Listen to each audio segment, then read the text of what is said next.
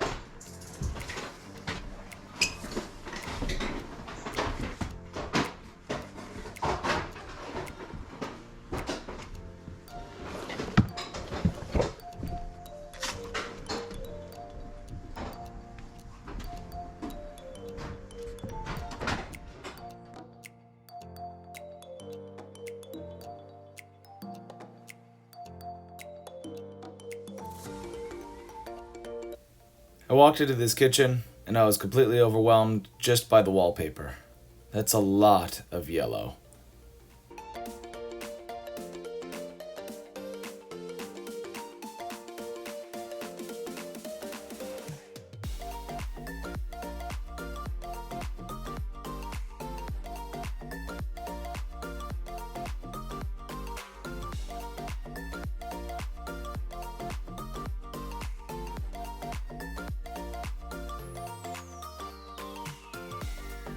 I walked into the living room and I noticed all of these different books.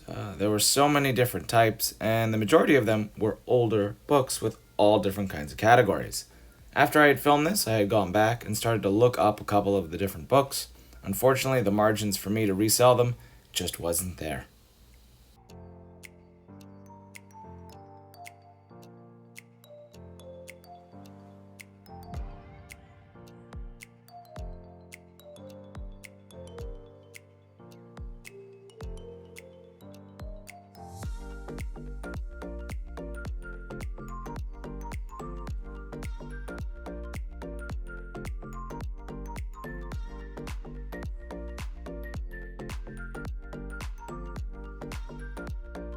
Coming up on the left, I noticed this Apple CPU. It was a little bit older, but people tend to like to use them, and they also like to collect them. So I did my due diligence, I plugged everything in, and wanted to see if it worked.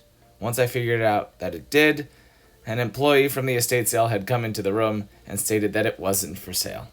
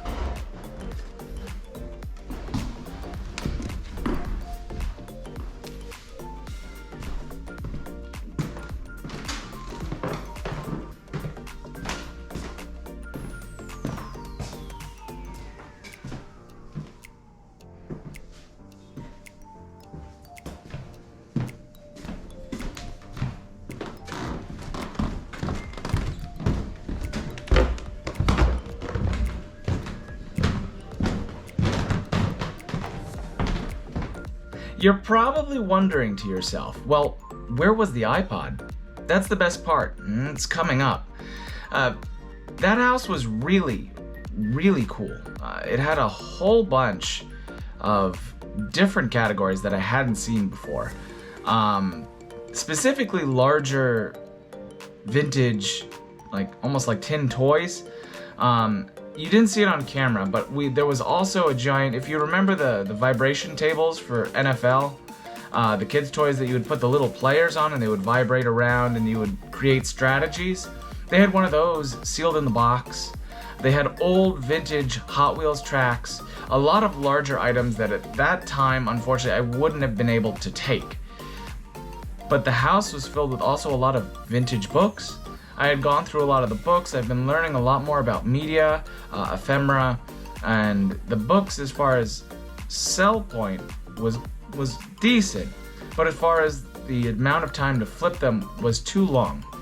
When you look up sold comps on eBay, if you see more sold comps, meaning that there are more sales for a specific item, that means it has a faster throughput, in which you put your item up, put it at the appropriate price, it'll sell pretty quickly.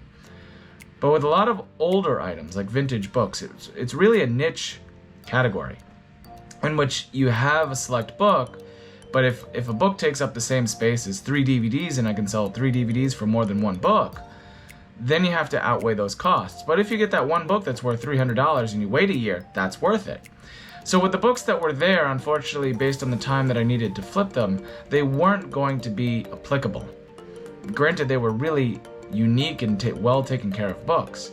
You also saw me take a look with that Apple that base computer. It was in great shape. It had all the equipment it needed to connect to the screen and the keyboard. Unfortunately, after I had tested it and made sure that it worked, the estate sale employee had come over and said, unfortunately, that's not for sale. So I had to pass on that as well. After I turn off the camera, I go ahead and I search the house once again, just in case I miss anything, because I want to make sure that I get the footage for you as well. In my second run-through of that garage we saw right at the beginning of the video, I was going deeper in the bins and I was really digging to see what I could find, and I found an old Sony tabletop weather radio that I could easily sell for $20. And while I was looking through the box, one of the employees walks up and says, "Hey, do you want this?" And I go, "Well," and I look at his hand, I can't really tell what it is. And he goes, "Are you sure? Here, just take it. I just found it." You're handing me an iPod, an Apple iPod. And this is in the back of my mind. I go, "Sure, I'll take it. No problem." So I see that it says shuffle on the side. I find that it has its equipment. And I also find, and it's an iPod, an authentic iPod. And I go, "Hey, sure, no problem. I'll take that." I didn't even have to search for it. How easy was that? And the best part is that when I go to the employee, after I look through the bins and I take my Sony radio and I take my iPod Shuffle, and he goes, $1 for the radio and give me $2 for the iPod. Well, that was an easy sale. I had to go in the garage, you handed me the item, and then you charged me $2 for it. Hey, never complain, never have a bad thing to say about a situation like that. Take it and run with it. For the Sony radio that I had at that time, I could probably get $15, $20. And this iPod, I can get about $15 to $25. What I'm going to do ultimately, I'm probably going to hold on to it for about a month or two, really get into that fourth quarter, and then I'll probably put it at $25 and see if I can get it. If not, I'll definitely get it gone before the holidays are through. So I went ahead and I tested it. It works out. It holds a charge. I was very thrilled for $3 and a great time at an estate sale. Can't go wrong. If you enjoyed today's video, be sure to click that like button. If you had any questions or comments or anything that you saw that I might have missed, be sure to leave it in the comments below. If you had a great time watching this video, be sure to share it with a friend, as well as click that subscribe button. As always, my name's Tom, and this has been TRB Collectibles.